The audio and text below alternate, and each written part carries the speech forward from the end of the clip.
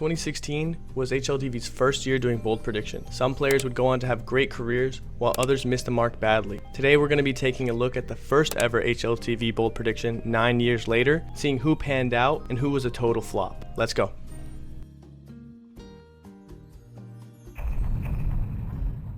First on the list is the Swedish opera Disco Doplan. He was predicted by legends such as Get Right and Forrest to be the next great Swedish player, and at the time of his pickup, he was signed by a struggling Fnatic team. Unfortunately for him, he would perform poorly under the Fnatic's banner and would be cut from the team only 4 months after signing. He then went on to bounce around a couple Swedish teams, but never reach his full potential. In his highest rated year, he averaged a 1.09 in 2016. It looked like Disco Doplan was never able to adjust to Tier 1 and would retire at the beginning of 2022. Safe to say he was a bust.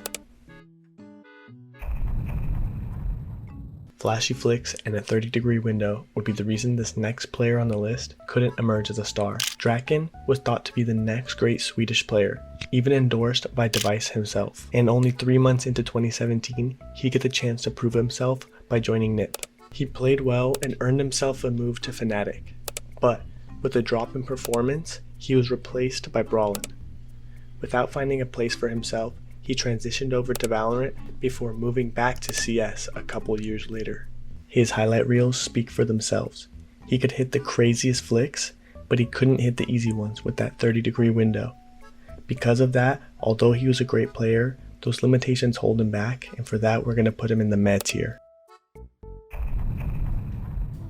The next player on the list is someone I bet most of you have not heard of. Predicted by the one-tap god himself, Scream, Beasty was a 26-year-old Belgian opper who reminded Scream of Kenny S with his quote-unquote reactions. He would only end up playing 2 events, averaging a .77 before leaving his only team, Sector 1. He then went on to play for one more free agent team for one more event before disappearing for good. There isn't much online about him vanishing, but with him leaving without proving anything, we can easily put him down as a bust. No more for his off-the-server controversies than his on-server opping, KNG's most infamous moment came after DreamHack Open Montreal 2017, where he tweets some unalive threats and confront FNS at his hotel, which ultimately led to his removal from Immortals. Fur once said that he would take the scene by storm, and in some ways he did. With an underdog run to the grand finals at the PGL Krakow Major, and multiple top 4 finishes on LAN in 2017 and 2019. However, he did struggle with top 20 teams in 2017, only averaging a 1.02. In 2019 though, he'd get another chance at MIBR, where he'd absolutely stink it up with a 0.94 before eventually fading into the background of Brazilian CS. All in all, there's really a good argument for both meh and bust, but ultimately we're going to put him in the bust tier. Next up, we have a pair of Poles who Snacks thought would be the future of Polish Counter-Strike. Teammates Mihu and Sparrow had just come off a 2nd place finish at WSEG and eliminated Snacks in the semifinals. Both of these players had pretty disappointing careers relative to how they burst on the scene. Sparrow would go on to play one more WSEG 2018 where he'd placed 2nd and mainly played for Polish team. He was a pretty good tier 2 player, but he never faced good competition on LAN and would transition to coaching later on. Mihu, on the other hand, saw more success in his career. He replaced Taz on VP and played with Snacks. That being said, it looked like he wasn't ever able to truly adjust to playing at the top and would bounce around a couple failed teams like Envy and the disaster that was EG. He also bounced around with some mixed teams for a bit before eventually being teamless for over a year. So these players did see some success in their careers, but with them ultimately failing to elevate Polish CS, it's safe to say they were busts. France was once a hotbed for talent, with players like Zywoo, Shox, Kenny S, and Apex all developing into major champions. In 2016, a 19-year-old that goes by Bodyy played well enough to earn himself a spot on one of France's elite orgs, G2. Bodyy was praised as a clutch performer and even drew comparisons to the legend MBK. While playing under G2, he didn't perform very well. He put up a 1.00 average, but was able to lift 4 trophies with them. He then went on to go under the radar for a bit before making his mark on Fnatic and 3D Max. Bodyy was by no means a bad player, but he never reached the heights that people thought he could, and for that, he's gonna go in meh. Next up on the list is Felps, who was predicted by his two countrymen, Coldzera and Fur, to be the next great Brazilian talent, and even got to play with them twice. Felps signed to SK Gaming, but he would not impress, putting up a 1.07 rating in his tenure with them. He would then go on to lead the team and move down to Tier 2, where he'd pop off, putting up a 1.17 in 2018. His good play earned him the chance to play with Fur and Coldzera again on MIBR, but his struggles continued, and he only put up a 1.06 in his 6 months with them. He would go on to play for some Brazilian teams and make a couple major appearances, but never making any deep runs, and for that, we're going to put him in the meh tier. Up next on the list, we have the one and only 1976 IEM Oakland MVP and longtime Nips player, Rez. Rez was the player that received the most praise on HLTV's top 20 and was predicted by 3 players, Olafmeister, Flusha, and Kirby. On June 2017, he would get a shot with a Tier 1 team and he would prove his worth, getting the aforementioned MVP. That said, that would be the highlight of his career with NIP, as he wasn't able to lift any more trophies until Device joined in 2021. He stuck through the sinking ship that was Nips for 8 years and played solid throughout. At the start of this year though, he joined Gamer Legion and he's putting up good numbers with a 1.1 plus rating. He's showing the world that he's still got it, and considering the longevity of his career, Rez is definitely a success.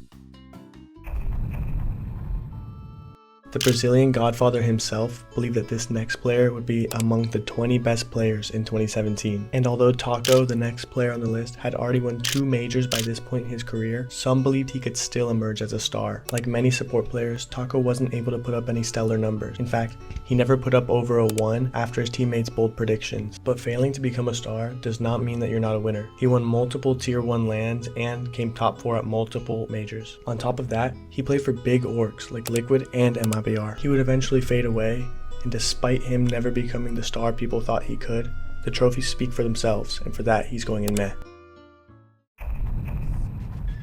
Hobbits are small but powerful fictional creatures who are able to accomplish incredible things. Described by Flamey and Simple as a very talented guy, they both believe that he could become top 20 in the following year following their prediction. Hobbit was a 22-year-old rising star coming out of Kazakhstan, and he'd already won his first MVP in 2016. The next year he kept improving and getting better, and then the improbable happened when he lifted a major in Krakow for Gambit. On top of that, he'd finished just shy of top 10 at 11th with a 1.12 rating on the year. But after Zeus left, Gambit would begin to struggle and Hobbit would begin bouncing around a couple teams. He would find himself on Gambit Youngsters, and in the online era, he was the experience piece needed to move them up to become Gambit.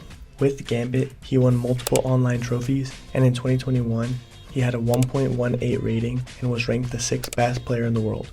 Gambit, and then Cloud9, would struggle as LAN play returned. But throughout all of this, Hobbit would continue to play well, and for that, he's going to be a success.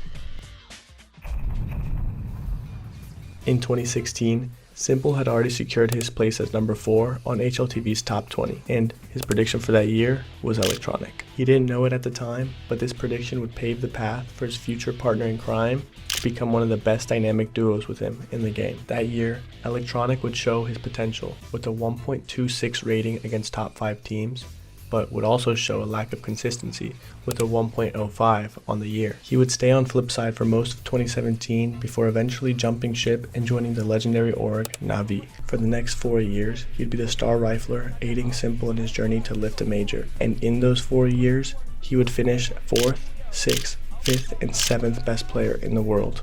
Then, when Na'Vi were at their peak, he put up a 1.28 at the PGL Stockholm Major and finally won the trophy that eluded him his whole career.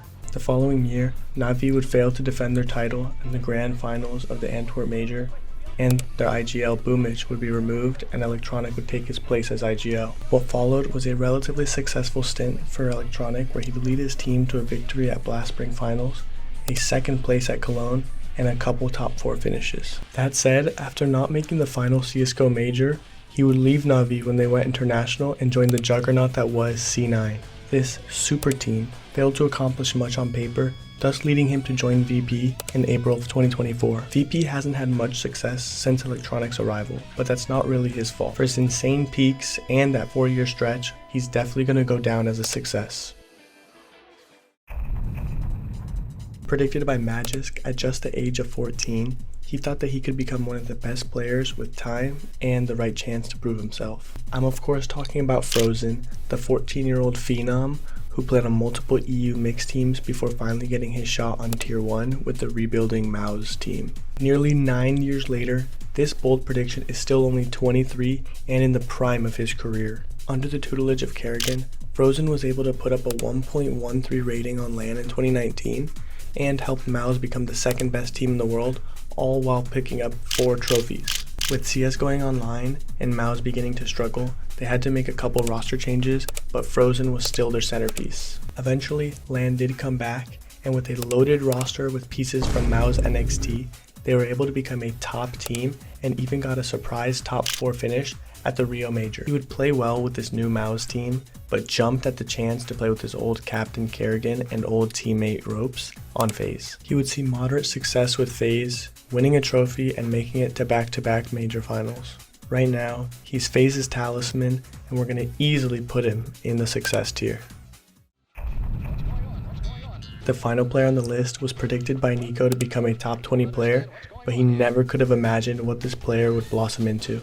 This player was so good that the community forced him to play at FaceIt HQ in 2017 just to prove that he was a legit player and not a cheater. Having played for only 3 teams in his career, and those 3 teams being top teams at their peak, this player has never known what a bad year was. I'm of course talking about Ropz, the only player to be a 2-time major winner and 2-time Grand Slam winner. It's like everything this guy touches turns to gold. When he joined FaZe, he won the major, and when he joined Vitality, they had the best season in history. His unparalleled consistency had him ranked for 7 straight years and earned him the vaunted scroll bar on HLTV.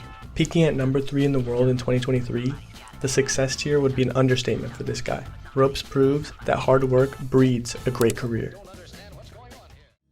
Thank you so much to everybody that finished the video. These videos are pretty hard to get out. I'm still learning how to do all this stuff, so it takes me a bit of time, but your support means everything. I read all the comments, and yeah, just thank you so much. Please don't forget to like, subscribe, comment. Let me know what I can do better. Peace.